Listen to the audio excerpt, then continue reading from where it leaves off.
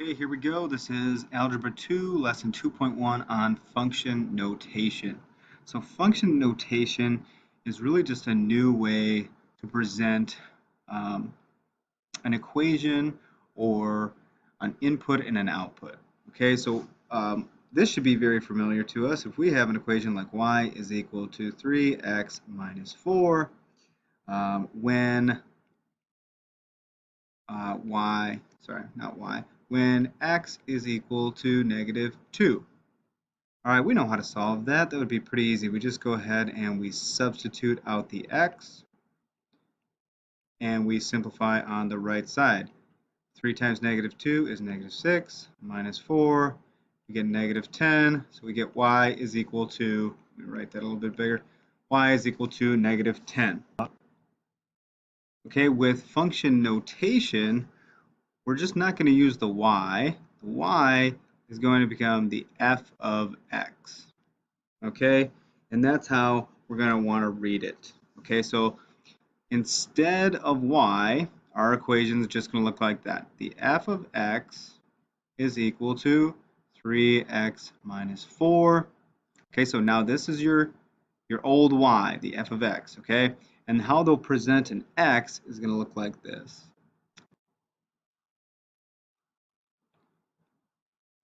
Okay, so this is going to be your x. Okay, and so what we do is we just substitute out this negative 2 anywhere you see an x.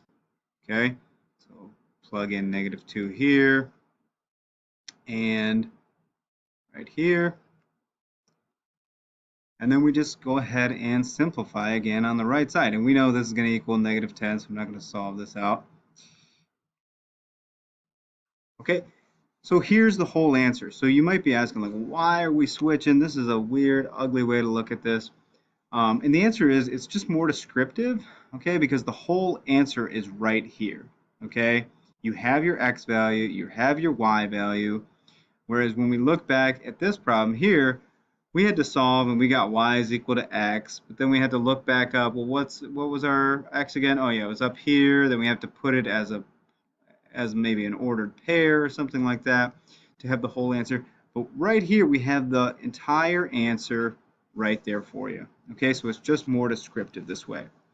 All right, so I'm going to go ahead and erase this part right here. Make sure you have this down. Pause the video if you need to. And I'm going to put in a little definition here of function notation.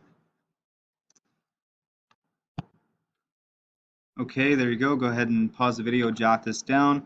So basically this is y equals the f of x. That's how it's going to be read. Or basically it's the value of the function when x is a certain value. Okay?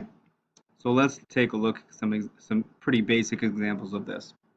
So it's just an easier way to write out an x and y coordinate. Okay, so if we have the coordinate 5, 7, that's the same as the f of 5 is equal to 7. Okay, so basically when I input 5 into this function, the output is 7. Okay, we have something like this. Okay, right? This is your x, this is your y. So the f of 0 is equal to 5. Okay? And vice versa. Okay, let's just show this out. So if I have the f of 6 is equal to negative 10, if I want to write that as an ordered pair, it's just going to be 6, negative 10, right? X, y. Okay? All right, let's look at some more examples here. So we're going to find where this function is at when when x is negative 4. All right, so let's put this equation down, negative x minus 7. And so what I'm going to be doing is plugging this in for x. That's the thing we need to learn, is that this is how they're going to present an x value, and this is your y. Okay? So all I need to do is just plug in negative 4 everywhere I see an x. All right, so it looks like, here's an important thing, make sure if we have negative and then the x is negative, Make sure we put both negatives on there. Put it in parentheses to remind yourself you have to change the signs. And so now we have 4 minus 7. So I'm going to simplify this, and we're going to get f is equal to, or sorry, x is equal to negative 4 minus 3. Okay, so again, this is basically saying this function is at negative 3 when x is equal to 4. Okay? All right, moving on. I might have to erase this for this next example. I'm going to have to zoom in here so I can write a little bit bigger. Okay, and so we don't always have to use the f of x. We can use whatever letters we want. So let's go ahead and do the h of a. All right, so let's do the h of a is equal to 2 a cubed minus 2a. Okay, and then we'll say find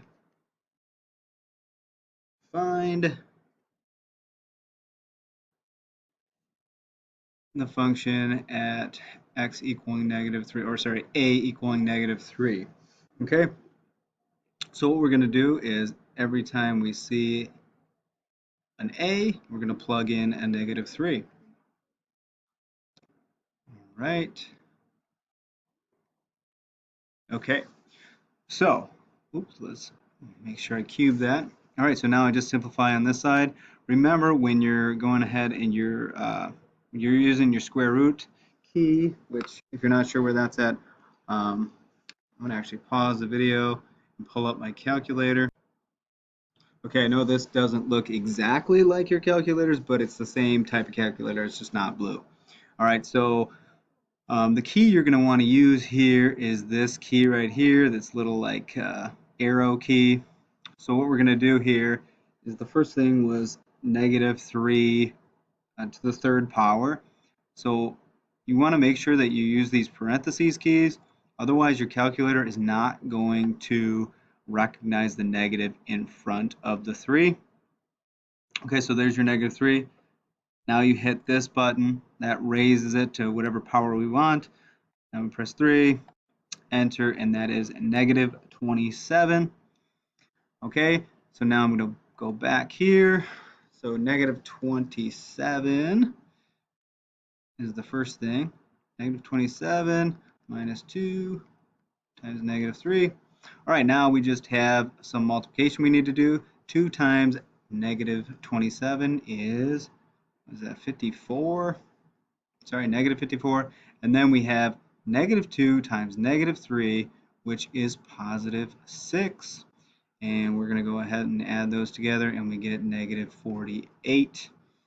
Okay, so remember this is still on the other side, so I'm going to drop this down. We got the h of negative 3 is equal to negative 48. So again, we got our whole answer here. We have our x value and our y. Okay? All right, moving on. Example number 2. How about the g of b is equal to 3 times the square root of 2 times b, and we're going to find when x is equal to 30. Okay, so anytime I see b, sorry, this should be g, sorry. There we go. So we need to, anytime we see a b, we're going to plug in 30. Okay, so the g of 30 is equal to 3 times the square root of 2 times 30. And again, I'm going to just go ahead and type this into the calculator just so you see it. You guys might not remember how to simplify square roots or simplify a radical there. So I'm just going to show you on the calculator. All right, so I'm going to clear this out. Okay, and I think it's 3. Then I'm going to hit the second key and you hit this x squared button to hit this green function here. Okay, there's your square root symbol. And then 2 times 30, so I'm going to just put 30 in parentheses just like it was before. press enter, and boom, you got your answer. 6 times the square root of 15. So look at that. Didn't really have to do anything. We just have to be proficient with our calculator. So the g of 30 is equal to 6 times the square root of 15. Again, that's your x, that's your y.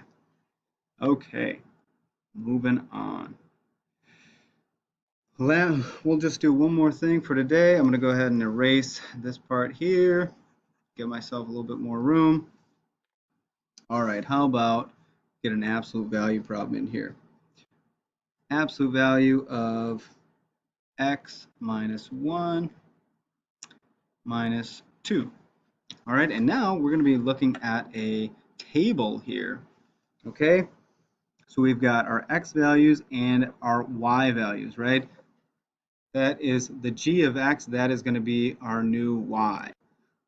So let's put some values in here. How about we do 1 and negative 4, and let's go ahead and put in a y value. So now that I have those, now we just need to figure out either our y or our x. Okay, so for the first two, it's pretty easy. We just go ahead, these are our x values, so we just plug them in for x.